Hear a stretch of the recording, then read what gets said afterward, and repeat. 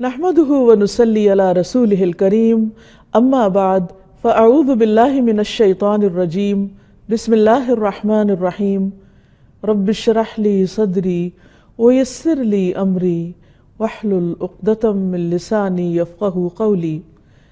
ناظرین، پروگرام اللہ کے خوبصورت نام کے ساتھ آپ کی خدمت میں حاضر ہیں۔ آج ہم انشاءاللہ اللہ سبحانہ تعالیٰ کے نام السمیع پر بات کریں گے۔ السمیع کا معنی ہے سب کچھ سننے والا۔ اللہ سبحانہ تعالیٰ ہر آواز کو سنتا ہے، خواہ وہ کسی کی بھی ہو،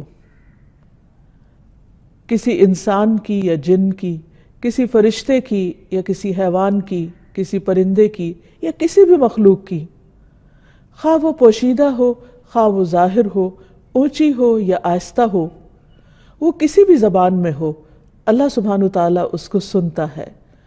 اور پھر اس نے تمام آوازوں کا احاطہ کر رکھا ہے۔ پوشیدہ اس کے ہاں اعلانیہ کی طرح ہے، وہ سرگوشیاں بھی سنتا ہے، وہ مناجات بھی سنتا ہے، وہ دعائیں بھی سنتا ہے، وہ آہیں اور پکاریں بھی سنتا ہے، وہ بے قرار کی پکار بھی سنتا ہے، وہ مجبور کی دعا بھی سنتا ہے، اور بیک وقت اپنی ساری مخلوق کی سنتا ہے۔ اور وہ آوازیں آپس میں خلط ملط نہیں ہوتی، ہر ایک کی الگ الگ سنتا ہے۔ اگر ایک چیونٹی بھی اس کو پکارتی ہے تو وہ اس کی آواز بھی سنتا ہے، اس کی دعا بھی سنتا ہے، اس کی ضرورت کو بھی سمجھتا ہے۔ اور پھر یہ کہ وہ سننے کے بعد جواب بھی دیتا ہے، اور وہ ہر زبان سمجھتا ہے۔ زبانوں کا اختلاف اس کے ہاں کچھ بھی میٹر نہیں کرتا۔ یہ ہے اللہ السمیع۔ اور اس کا سننا انسانوں کی طرح کا سننا نہیں ہے، اس کا سننا اپنی ذات میں خاص ہے۔ اور پھر یہ بھی یاد رہے کہ نبی صلی اللہ علیہ وسلم نے جب اللہ سبحانہ تعالیٰ کی صفت سماعت کا ذکر کیا تو اپنے کان پر ہاتھ رکھا، جب صفت بصارت کا ذکر کیا تو آنکھ پر ہاتھ رکھا۔ اس کا مطلب یہ ہے کہ اللہ سبحانہ تعالیٰ کے کان بھی ہیں اور آنکھیں بھی۔ پھر یہ کہ اللہ سبحانہ تعالیٰ بندوں کی ساری باتیں سنتا ہے، خواہ وہ چپکے چپکے کرتے ہیں یا وہ اونچی آواز میں کرتے ہیں، خواہ وہ کہیں چھپ کر کوئی بات کرتے ہیں یا پبلکلی اعلانیہ طور پر کرتے ہیں، خواہ وہ کسی مائک میں بولتے ہیں یا بغیر مائک کے بات کرتے ہیں۔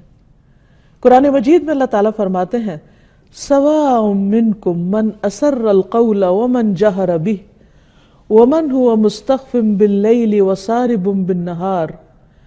برابر ہے تم میں سے جو چھپا کر کرے اور جو اسے بلند آواز سے کرے، یعنی اللہ سبحانہ تعالیٰ کو اس سے کوئی فرق نہیں پڑتا کہ کوئی کس والیوم میں بات کرتا ہے، سامنے کرتا ہے یا چھپ کے کرتا ہے، اور جو رات کو بالکل چھپا ہوا ہے اور جو دن کو ظاہر ہے، پھرنے والا ہے، ہر ایک کی حرکات سے، ہر ایک کے خیالات سے، ہر ایک کی باتوں سے خوب واقف ہے۔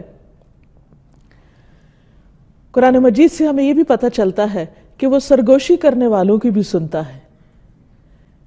اللہ تعالیٰ سورۃ المجادلہ میں ارشاد فرماتے ہیں الم تعلم ان اللہ یعلم ما فی السماوات وما فی الارض ما یکون من نجوى ثلاثۃ الا هو رابعهم ولا خمسۃ الا هو سادسهم ولا ادنى من ذلك ولا اکثر الا هو معهم اینما كانوا ثم ينبئهم بما عملوا یوم القیامۃ ان اللہ بکل شیء علیم۔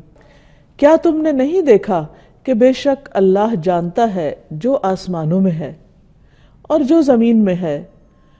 کوئی تین آدمیوں کی کوئی سرگوشی نہیں ہوتی مگر وہ ان کا چوتھا ہوتا ہے، یعنی ان سرگوشیوں کو سن رہا ہوتا ہے جو کسی چھوٹی سے چھوٹی مجلس میں لوگ بیٹھ کے کر رہے ہوتے ہیں، چپ کے دوسروں سے چھپا کے باتیں کر رہے ہوتے ہیں، اور نہ کوئی 5 آدمیوں کی مگر وہ ان کا چھٹا ہوتا ہے، اور نہ اس سے وہ کم ہوتے ہیں نہ زیادہ مگر وہ ان کے ساتھ ہوتا ہے، یعنی خواہ 2 ہوں یا پھر 5 سے کہیں زیادہ ہوں، وہ ہر ایک کی سن رہا ہوتا ہے، وہ جہاں بھی ہوں۔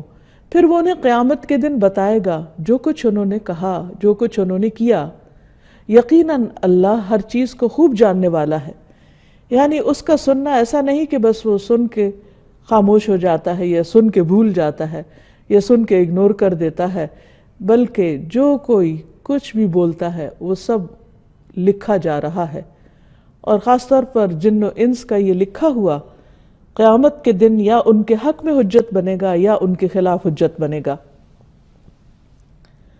اسی طرح وہ لوگ جو حق کے خلاف سازشیں کرتے ہیں یا پھر ایسی پلاٹنگ کرتے ہیں کہ جس سے حق کو نقصان پہنچانے کا ارادہ کرتے ہیں، تو اللہ سبحانہ وتعالیٰ ان کے بارے میں بھی فرماتے ہیں کہ ام یحسبون انا لا نسمع سرهم ونجواهم بلا ورسلنا لدیہم یکتبون، یا وہ گمان کرتے ہیں کہ بے شک ہم ان کا راز اور ان کی سرگوشی نہیں سنتے؟ یعنی جب وہ پیغمبر کے خلاف باتیں بنا رہے ہوتے ہیں یا چالیں چل رہے ہوتے ہیں یا پلاٹنگ کر رہے ہوتے ہیں تو کیا ہم سن نہیں رہے ہوتے؟ کیوں نہیں؟ اور ہمارے بھیجے ہوئے ان کے پاس لکھتے رہتے ہیں، یعنی ہم خود بھی سنتے ہیں اور اس کے ساتھ ساتھ ہم نے جو فرشتے مقرر کیے ہیں وہ بھی ان کی ساری باتوں کو لکھ رہے ہیں۔ اس لیے انسان کو چاہیے کہ جب بھی بولے سوچ کر بولے اور سچ بولے، اور وہ بات بولے جو اللہ سبحانہ تعالیٰ کو راضی کرنے والی ہو، اور ان تمام باتوں سے بچے جو اللہ سبحانہ تعالیٰ کو ناراض کرنے والی ہوں۔ یاد رہے کہ اللہ سبحانہ تعالیٰ کو صرف وہ بات ہی نہیں سنائی دیتی کہ جو اونچی آواز میں پکار کر کہی جائے، کیونکہ اللہ تعالیٰ دلوں کے حال بھی جانتا ہے اور ان کہی باتوں کو بھی سمجھتا ہے۔ اسی لیے اس کی یہ صفت السمیع بارہا العلیم کے ساتھ آئی ہے۔ ابو موسیٰ اشعری کہتے ہیں کہ جب رسول اللہ صلی اللہ علیہ وسلم خیبر کی طرف روانہ ہوئے تو راستے میں لوگ ایک وادی میں پہنچے اور بلند آواز کے ساتھ تکبیر کہنے لگے، اللہ اکبر لا الہ الا اللہ۔ تو رسول اللہ صلی اللہ علیہ وسلم نے فرمایا، اربعوا علی انفسکم انکم لا تدعون اصم ولا غائبا انکم تدعون سمیعا قریبا وہو معکم۔ اپنی جانوں پر رحم کرو، تم کسی بہرے کو یا کسی ایسے کو نہیں پکار رہے ہو جو تم سے دور ہے، جسے تم پکار رہے ہو وہ سب سے زیادہ سننے والا ہے اور تمہارے بہت نزدیک ہے، بلکہ وہ تمہارے ساتھ ہے۔ تو اس لیے انسان خواہ دعا مانگے یا کوئی اور بات کرے تو وہ اس بات کا یقین رکھے کہ اللہ سبحانہ وتعالیٰ اس کے ساتھ ہے اور وہ سب سن رہا ہے۔ دعا میں بھی یقین اسی وقت پیدا ہوتا ہے جب انسان کو یہ پتا ہو کہ اس کی سنی جا رہی ہے۔ اگر انسان کو یہ یقین ہو جائے تو انسان اپنی پریشانیاں انسانوں کے پاس لے کر نہ جائے، بلکہ اللہ سبحانہ وتعالیٰ سے ان کا ذکر کرے اور اسی سے ان کا حل مانگے۔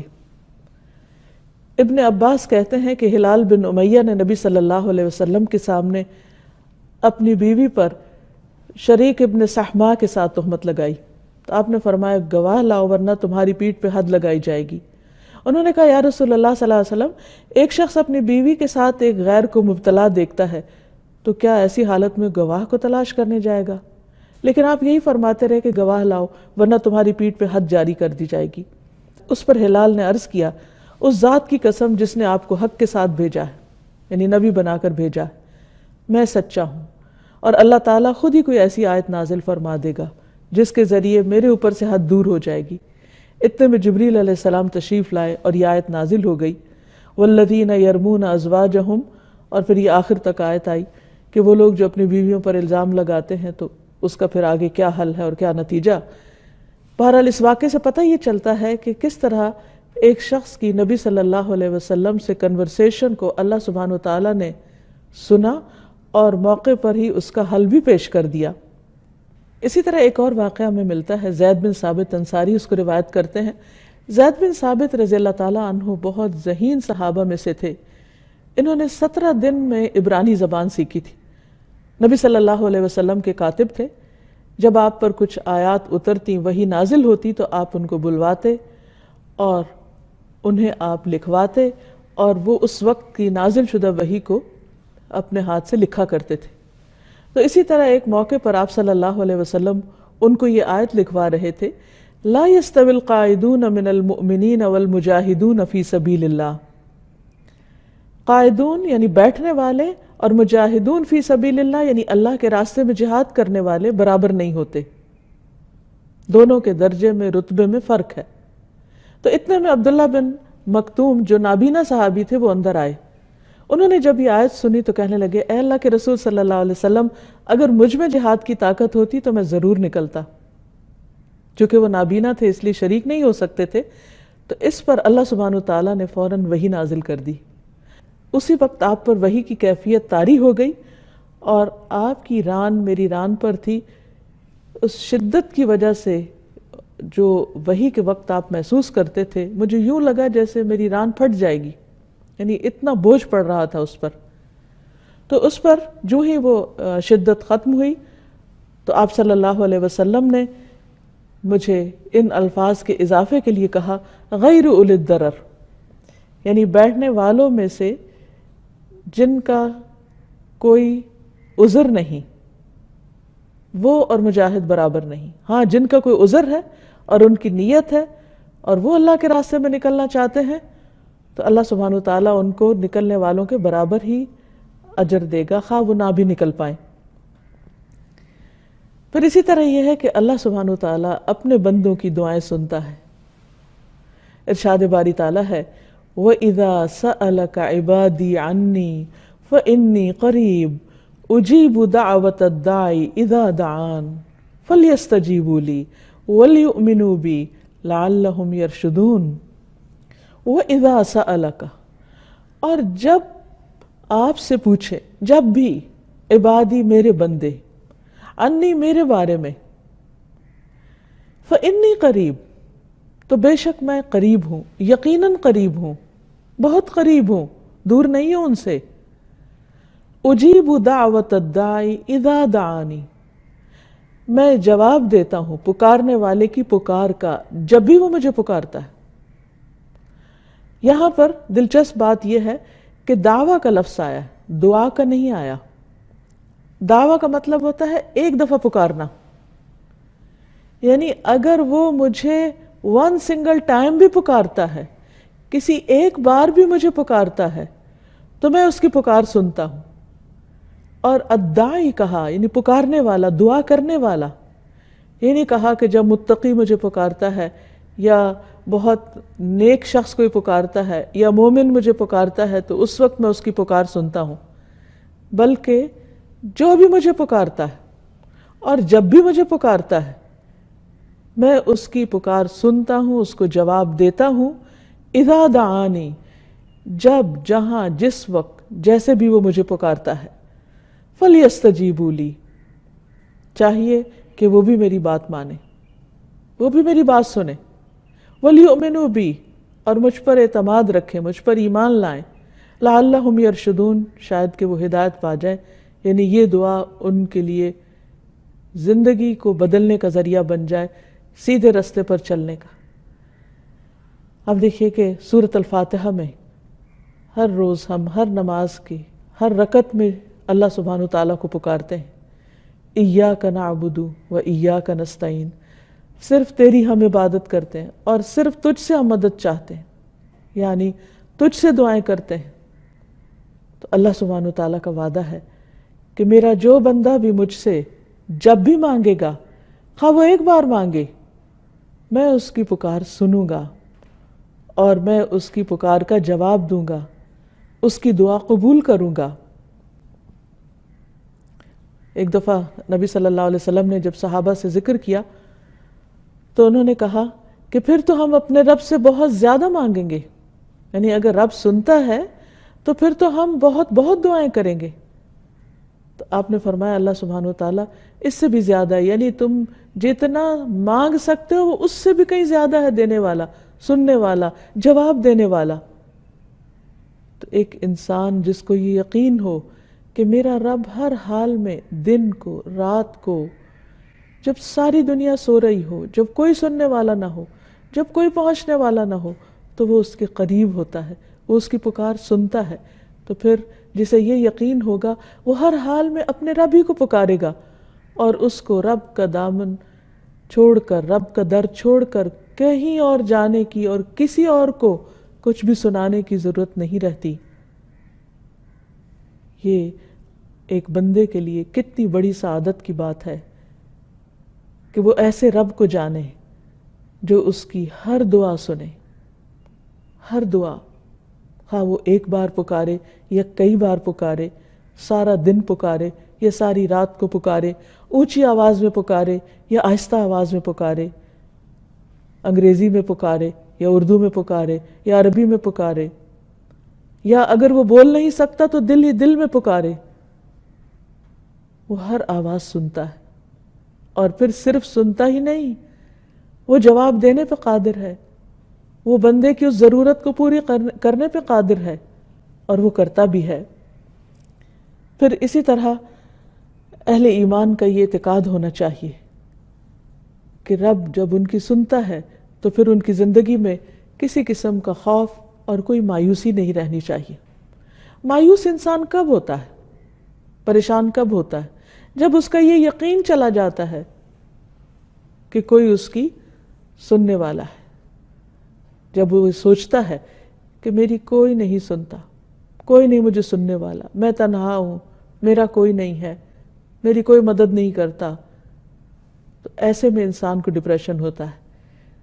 جس شخص کا اس اللہ سبحانہ وتعالیٰ کی اس صفت پر ایمان ہو، یقین ہو کہ میں تنہا نہیں ہوں، میرا رب سننے والا ہے، اور ہر حال میں سننے والا، اور بہت زیادہ سننے والا ہے، اور سن سن کر کبھی وہ تنگ بھی نہیں ہوتا، اور وہ جواب بھی دیتا ہے. اب دیکھیے اس کے برعکس جب ہم انسانوں کو سناتے ہیں تو بعض اوقات وہ ہماری بات پوری طرح سنتے ہی نہیں، بعض اوقات سن لیتے ہیں لیکن وہ باتیں ان کی کانوں سے ٹکرا کے واپس آ جاتی گویا انہوں نے سنا ہی نہیں. بعض اوقات کچھ نہ کچھ سن لیتے ہیں لیکن وہ پوری طرح سمجھتے ہی نہیں. بعض اوقات وہ کچھ سمجھتے ہیں اور وہ کچھ غلط سمجھتے ہیں، اور اس سے الٹا اور ایک اور مسئلہ کھڑا ہو جاتا ہے. بعض اوقات وہ سن بھی لیتے ہیں، سمجھ بھی لیتے ہیں، لیکن کچھ مدد کرنے پہ قادر نہیں ہوتے. بعض اوقات وہ مدد کر بھی سکتے ہیں تو اپنے بخل کی وجہ سے، دل کی تنگی کی وجہ سے مدد نہیں کرتے. لیکن اس کے باوجود ہم پھر مشکلات میں انسانوں ہی کے پاس جاتے ہیں، اللہ کے پاس نہیں. اگر کوئی واقعی تہ دل سے اس کو پکارتا ہے تو اس کی بات بہت جلد قبول ہو جاتی. خاص طور پر اگر کسی پر ظلم ہو رہا ہو تو اللہ سبحانہ و تعالیٰ اس کی پکار اپنے عرش پر سنتا ہے. مظلوم کی پکار، مظلوم کی دعا اور اللہ سبحانہ و تعالیٰ کے درمیان کوئی رکاوٹ نہیں ہوتی، خواہ وہ کوئی بھی انسان ہو. اس کی آہ فوراً عرش پہ پہنچتی ہے. لیکن اگر کوئی ایمان اور یقین کے ساتھ اس کو پکارے کہ ہاں میں اس کے پاس جا رہا ہوں، تو ایسا شخص نہ کسی سے ڈرے گا اور نہ ہی خوف کھائے گا اور نہ اس پر کوئی غم ہوگا. وہ کسی تنہائی اور پریشانی کا شکار نہ ہوگا، کیونکہ اس کا رب ہے جو سن رہا ہے، جو اس کے حال سے خوب واقف ہے. جیسے اللہ سبحانہ وتعالیٰ نے موسیٰ علیہ السلام اور ہارون علیہ السلام کو فرعون کے دربار میں بھیجا تو ان کو تسلی دلائی. قال ربنا اننا نخاف ان يفرط علينا او ان يطغى. دونوں نے کہا اے ہمارے رب یقیناً ہم ڈرتے ہیں کہ وہ ہم پہ زیادتی کرے گا یا حد سے بڑھ جائے گا. تو اللہ تعالیٰ نے فرمایا قال لا تخافا، مت ڈرو، اننی معکما، میں تمہارے ساتھ ہوں، اسمع و ارا، میں سن رہا ہوں، میں دیکھ رہا ہوں، وہ تمہارا کچھ نہیں بگاڑ سکے گا. وہ دشمن ہے لیکن ایک بال بھی بیکا نہیں کر سکے گا، تم جاؤ تو صحیح. تو اللہ سبحانہ تعالیٰ کا یہ فرمانا ان کے لیے کس قدر دلوں کی تقویت کا باعث بنا ہوگا کہ واقعی وہ اس قابل ہو گئے کہ وہ ایسے شخص کا جا کے مقابلہ کر سکیں، اس کا سامنا کر سکیں. تو جب انسان کو اللہ سبحانہ تعالیٰ کے اس نام پر یقین ہو جاتا ہے تو پھر وہ اپنے رب کو ہر حال میں پکارتا رہتا ہے. جیسے ابراہیم علیہ السلام، انہوں نے جب انہیں آگ میں پھینکا جا رہا تھا تو اپنے رب ہی کو پکارا، حسبی اللہ و نعم الوکیل، اور اللہ سبحانہ و تعالیٰ نے ان کی دعا فوراً سنی۔ یونس علیہ السلام نے اپنے رب ہی کو پکارا تھا اور رب نے ان کی دعا فوراً سنی۔ اسی طرح ابراہیم علیہ السلام اپنے بیٹے اسماعیل علیہ السلام کے ساتھ جب خانہ کعبہ کی تعمیر کر رہے تھے تو اپنے رب کو پکار رہے تھے، وَإِذْ يَرْفَعُ إِبْرَاهِيمُ الْقَوَاعِدَ مِنَ الْبَيْتِ وَإِسْمَاعِيلُ رَبَّنَا تَقَبَّلْ مِنَّا إِنَّكَ أَنْتَ السَّمِيعُ الْعَلِيمُ۔ اللہ سبحانہ وتعالیٰ کی اس صفت کا واسطہ دے کر پکار رہے تھے، اور جب ابراہیم اس گھر کی بنیادیں اٹھا رہے تھے اور اسماعیل بھی علیہم السلام، وہ کیا کہہ رہے تھے؟ اے ہمارے رب، ہم سے قبول فرما، بے شک تو ہی سب کچھ سننے والا اور سب کچھ جاننے والا ہے۔ تو آپ دیکھیے کہ اللہ سبحانہ وتعالیٰ نے ان سے یہ محنت کس قدر قبول فرمائی اور اس گھر کو کیسی برکتیں عطا فرمائی۔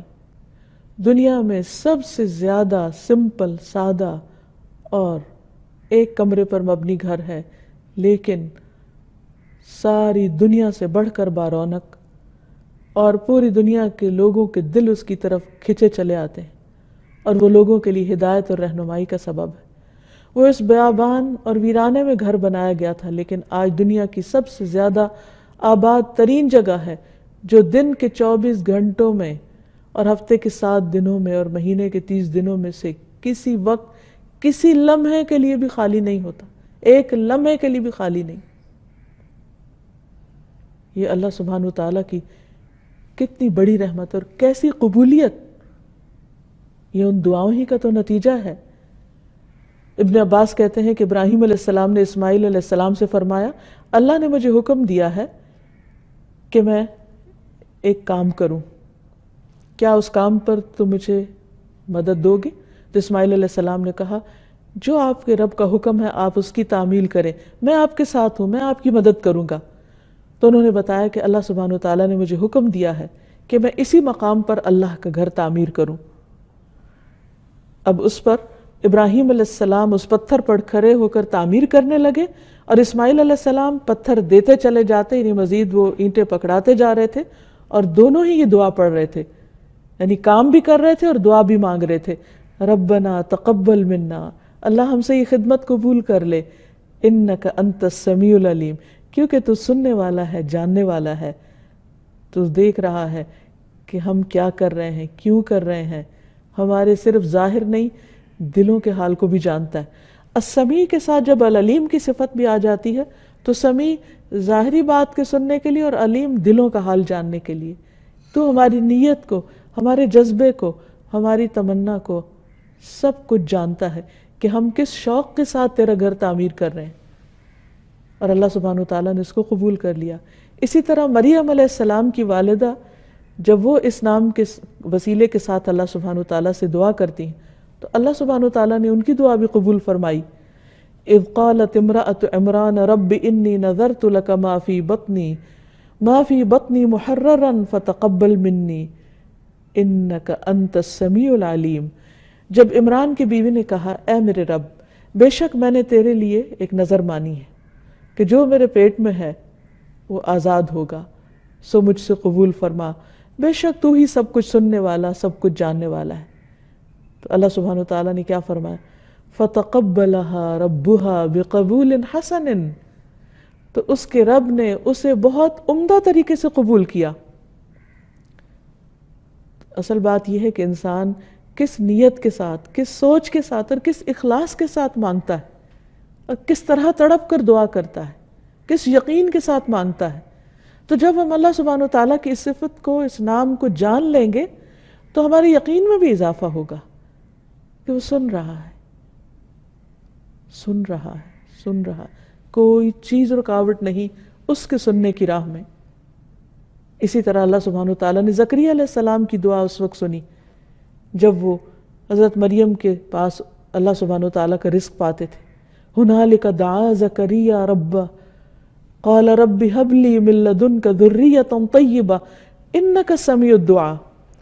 وہی زکریا نے اپنے رب سے دعا کی، اے میرے رب مجھے اپنے پاس سے ایک پاکیزہ اولاد عطا فرما، کیونکہ بلا شبہ تو دعا کا سننے والا ہے۔ تو آپ دیکھیے کہ ان سب نے اپنے رب کی اس صفت کو واسطہ بنایا کہ اللہ چونکہ تو سنتا ہے تو میری بھی سن، اور اللہ سبحانہ وتعالیٰ نے ان کی سنی۔ پھر اسی طرح نبی صلی اللہ علیہ وسلم نے جنگ خندق کے موقع پر جب وہ خندق کھودی جا رہی تھی اور ایک بہت بڑا پتھر آ گیا جو صحابہ کرام سے ٹوٹ نہیں رہا تھا، تو نبی صلی اللہ علیہ وسلم نے جب دعا کی اللہ تعالیٰ سے تو اس میں بھی انہی صفات کا ذکر کیا، السمیع العلیم، اور یہ کہہ کر آپ نے جب پتھر پر وہ اوزار مارا تو پتھر سے ایک زبردست قسم کی روشنی نکلی، اور اللہ سبحانہ وتعالیٰ نے آپ کی دعا سن لی اور 3 ضربیں آپ نے لگائیں اور وہ پتھر ٹوٹ گیا۔ اسی طرح نماز میں قرات سے پہلے اللہ سبحانہ وتعالیٰ کے اس نام سے اللہ کی پناہ لی جاتی ہے۔ ابو سعید خدری کہتے ہیں کہ رسول اللہ صلی اللہ علیہ وسلم جب رات میں نماز تہجد کے لیے کھڑے ہوتے تو اللہ اکبر کہتے اور پھر سبحانک اللہم و بحمدک و تبارک اسمک و تعالی جدک و لا الہ غیرک پڑھتے، پھر 3 مرتبہ لا الہ الا اللہ کہتے، 3 مرتبہ اللہ اکبر کبیرہ کہتے، پھر فرماتے اعوذ باللہ السمیع العلیم من الشیطان الرجیم من ہمزہ و نفخہ و نفثہ، اور پھر اس کے بعد قرات فرماتے یعنی سورۃ الفاتحہ وغیرہ۔ تو اس سے کیا پتہ چلتا ہے کہ رسول اللہ صلی اللہ علیہ وسلم جب اعوذ باللہ پڑھتے تو صرف اعوذ باللہ نہیں بلکہ اللہ سبحانہ وتعالیٰ کی ان صفات کا بھی ذکر کرتے، اعوذ باللہ السمیع العلیم، کیونکہ اللہ سبحانہ وتعالیٰ نماز کے عالم میں بھی جو کچھ ہم پڑھتے ہیں اس کو سن رہا ہوتا ہے، بلکہ جب ہم رکوع کے بعد سر اٹھاتے ہیں اور کہتے ہیں سمع اللہ لمن حمدہ، تو اس کا مطلب کیا ہے؟ اللہ نے سن لی اس بندے کی پکار جس نے اپنے رب کی تعریف کی، یعنی ہم اللہ سبحانہ وتعالیٰ کی تعریف کریں، اس کا ذکر کریں، اس کی تسبیح کریں، اس کی وحدانیت کا اقرار کریں یا اس کی حمد و ثنا کریں، کچھ بھی کہیں وہ سب کچھ سن رہا ہوتا ہے۔ اس لیے زبان سے کوئی بھی جو کلمہ اس کی تعریف اور تسبیح یا حمد و ثنا کا ہو، اس کو بولتے وقت یہ سوچنا چاہیے کہ اس وقت میری زبان سے نکل رہا ہے اور میرا رب اس کو سن رہا ہے اور اس کو قبول کرے گا، کیونکہ جتنے یقین کے ساتھ ہم یہ مانگیں گے یا بولیں گے اتنے ہی یقین کے ساتھ ہمیں انشاءاللہ دعا کی قبولیت کے بارے میں تسلی ہوگی۔ پھر اسی طرح اس صفت کے ساتھ جب انسان صبح شام دعا کرتا ہے تو اللہ کے نام کے ساتھ کوئی چیز انسان کو نقصان نہیں دیتی۔ بسم اللہ الذی لا یضر مع اسمہ شیء وہو السمیع العلیم، اللہ کے نام کے ساتھ جس کے نام کے ساتھ کوئی چیز نقصان نہیں دیتی، نہ زمین میں نہ آسمان میں، اور وہ سننے والا ہے، جاننے والا ہے۔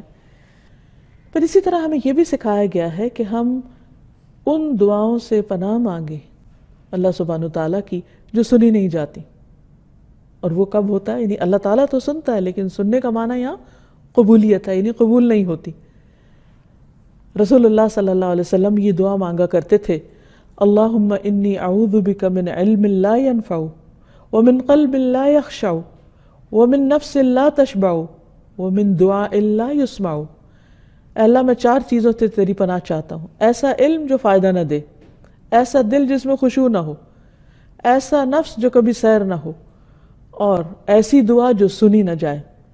تو اب سوال یہ پیدا ہوتا ہے کہ اللہ سبحانہ تعالیٰ تو سب کچھ سنتا ہے، لیکن وہ کیسی دعا ہوتی ہے جو سنی نہیں جاتی؟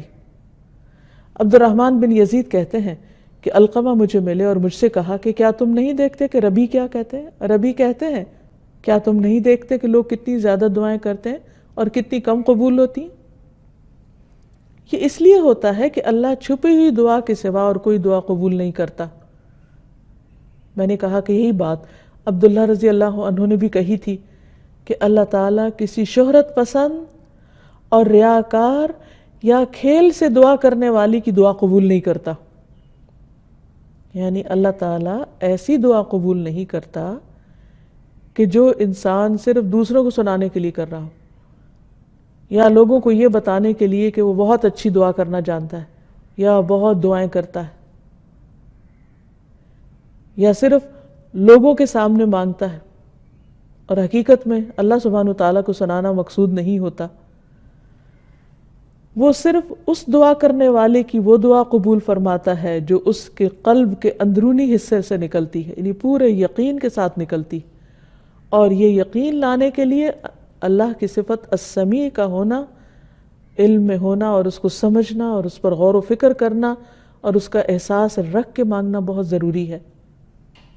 اس اللہ سبحانہ وتعالیٰ کسی کھلنڈرے دل، غافل دل کی دعا نہیں سنتا کہ جس میں انسان زبان سے تو مانگ رہا ہو لیکن اس کا دل ساتھ شریک نہ ہو، اور اس کے اپنے کان بھی نہ سنے سمجھے کہ وہ کہنے والے نے کہا کیا، مانگنے والے نے مانگا کیا.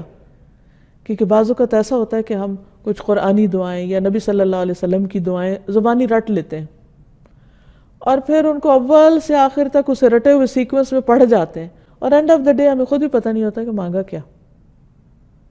اور بعض اوقات نماز میں ہی کیفیت ہوتی ہے، نماز میں کئی ایک دعائیں.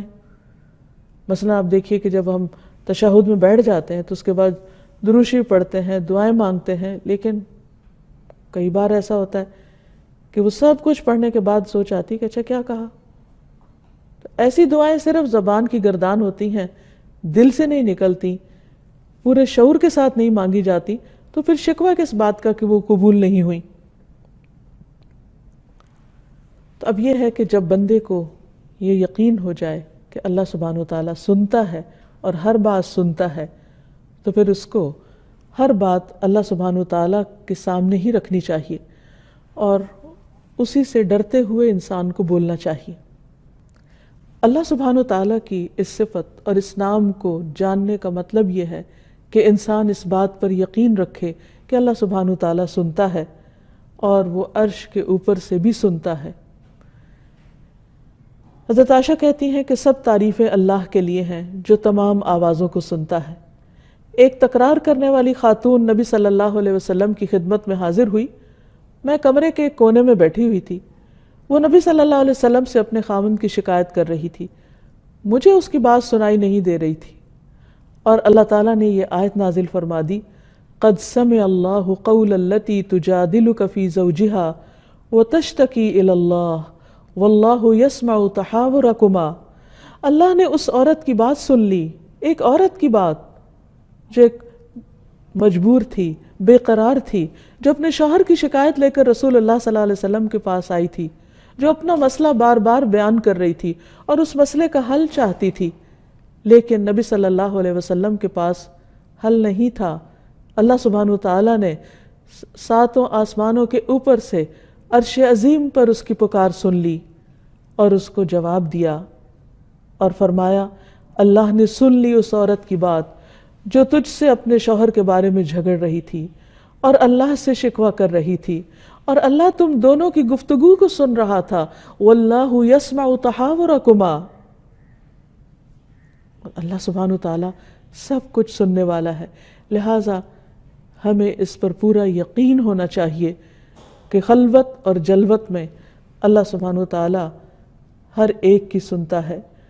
پھر یہ کہ ہمارے کان اللہ کی دی ہوئی ایک نعمت ہے.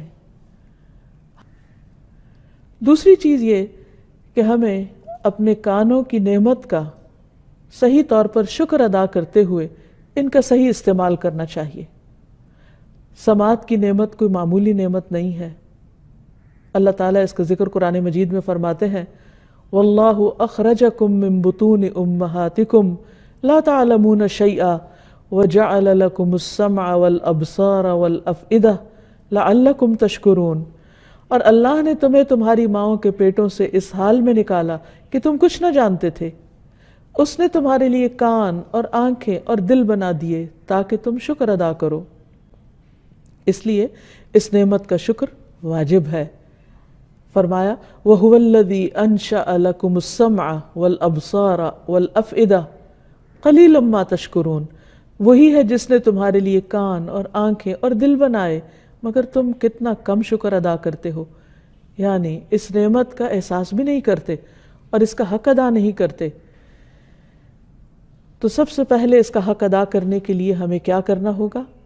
نمبر 1 کہ اللہ سبحانہ وتعالیٰ کی بات کو توجہ کے ساتھ سنا جائے اور سن کر اس پر ایمان لایا جائے اور اس کے مطابق عمل کیا جائے. پھر یہ کہ ان کانوں سے وہی سنا جائے جو اللہ سبحانہ و تعالیٰ کو پسند ہے۔ شکر ادا کرنے میں سب سے پہلی چیز تو یہ آتی ہے کہ انسان اللہ سبحانہ و تعالیٰ کی بات کو توجہ سے سنے اور پھر جو کچھ اس میں کہا گیا ہے اس پر عمل بھی کرے۔ ان باتوں کو زیادہ شوق سے سنے جو اللہ سبحانہ و تعالیٰ کو سننا پسند ہے۔ مثلاً ایک حدیث میں آتا ہے کہ سب سے زیادہ جس آواز کو اللہ تعالیٰ پسند کرتے ہیں وہ نبی کی وہ آواز ہے جس میں وہ قرآن کو خوبصورتی کے ساتھ پڑھتا ہے۔ تو ہمیں بھی قرآن مجید کی تلاوت سننے کا شوق ہونا چاہیے۔ پھر اسی طرح ان کانوں کو ان چیزوں کے سننے سے بچانا چاہیے کہ جو اللہ تعالیٰ کو سننا پسند نہیں، مثلاً غیبت سننا۔ قرآن مجید میں خاص طور پر اس سے منع کیا گیا، یا ایھا الذین آمنوا اجتنبوا کثیرا من الظن ان بعض الظن اثم ولا تجسسوا ولا یغتب بعضکم بعضا ایحب احدکم ان یأکل لحم اخیہ میتا فکرہتموہ واتقوا اللہ ان اللہ تواب الرحیم۔ اے لوگو جو ایمان لائے ہو، بہت گمان کرنے سے پرہیز کرو، بعض گمان گناہ ہیں، اور جاسوسی نہ کرو، اور تم میں سے کوئی کسی دوسرے کی غیبت نہ کرے۔ کیا تم میں سے کوئی یہ پسند کرتا ہے اپنے مردہ بھائی کا گوشت کھائے؟ سو تم اسے ناپسند کرتے ہو، اور اللہ سے ڈرو، یقیناً اللہ بہت توبہ قبول کرنے والا مہربان ہے۔ اسی طرح اللہ سبحانہ تعالیٰ کی نافرمانی کی باتیں نہیں سننی چاہیے، لغو باتیں سننے سے پرہیز کرنا چاہیے، کان لگا کر دوسروں کی باتیں نہیں سننی چاہیے، یعنی تجسس نہیں کرنا چاہیے۔ اسی طرح حرام گفتگو سے بچنا چاہیے، کیونکہ کانوں کے زنا سے بچنا ضروری ہے۔ نبی صلی اللہ علیہ وسلم نے فرمایا الاذنان زناہما الاستماع، کانوں کا زنا فحش بات سننا ہے، کیونکہ کانوں کے بارے میں قیامت کے دن سوال ہوگا۔ پھر اسی طرح یہ ہے کہ جو سننے کی بات ہے جس پر اللہ سبحانہ و تعالیٰ نے خاص طور پہ فرمایا یا ایھا الذین آمنو، اے لوگو جو ایمان لائے ہو، تو جب ہمارا ایمان ہو تو پھر ہم کیا کریں؟ پوری توجہ سے اللہ تعالیٰ کی بات سنیں، سنی انسنی نہ کر دیں۔ پھر اسی طرح قرآن مجید کو سنتے وقت خاموشی اختیار کریں، پھر سن کر دل پر اثر بھی قبول کریں، سن کر منہ نہ موڑیں، سننے کے بعد ایمان لے آئیں۔ اور ایمان لانے کا مطلب کیا ہے کہ اس پر عمل کریں۔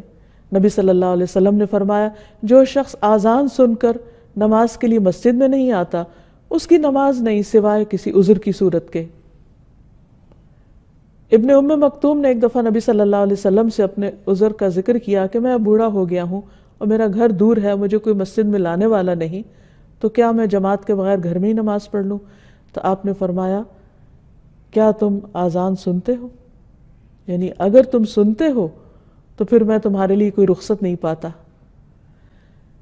پھر اسی طرح ہدایت کی بات سن کر دل پر بوجھ محسوس نہیں ہونا چاہیے، اسے شوق سے سننا چاہیے۔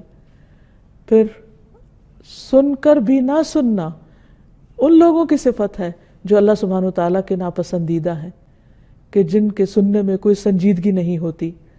پھر یہ کہ بات سن کر اس کو مروڑ نہیں دینا چاہیے، اصل سے پھیر نہیں دینا چاہیے۔ پھر اسی طرح یہ کہ سن کر تکبر نہیں کرنا چاہیے، سن کے مذاق نہیں اڑانا چاہیے، خصوصاً اللہ سبحانہ وتعالیٰ کی باتوں کو۔ پھر اسی طرح ایک کان سے سن کر دوسرے کان سے نکال نہیں دینا چاہیے۔ پھر ایسا کوئی کام نہیں کرنا چاہیے کہ دوسرے لوگ خیر اور بھلائی کی بات سننے سے محروم ہوں۔ حق کی بات خود بھی توجہ سے سنیں اور دوسروں کو بھی سننے کا موقع دیں، کیونکہ قیامت کے دن جہنم والے اس بات پر پچھتائیں گے کہ انہوں نے دنیا میں حق کی بات سنی کیوں نہ۔ وَقَالُوا لَوْ كُنَّا نَسْمَعُ أَوْ نَعْقِلُ مَا كُنَّا فِي أَصْحَابِ السَّعِيرِ فَاعْتَرَفُوا بِذَنبِهِمْ فَسُحْقًا لِأَصْحَابِ السَّعِيرِ۔ وہ کہیں گے کاش ہم سنتے ہوتے، کاش ہم اچھی بات سن لیتے یا سمجھ لیتے تو بھڑکتی ہوئی آگ والوں میں شامل نہ ہوتے۔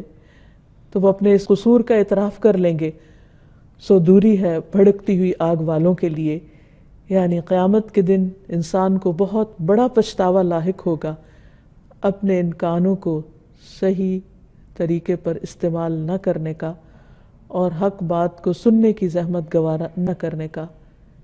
کہ ہم اسے سننا بھی نہیں چاہتے۔ اللہ تعالیٰ ہمیں اس سے محفوظ رکھے۔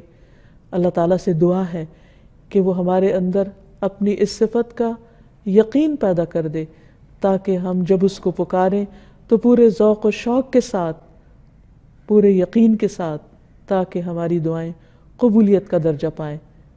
وآخر دعوانا ان الحمد للہ رب العالمین۔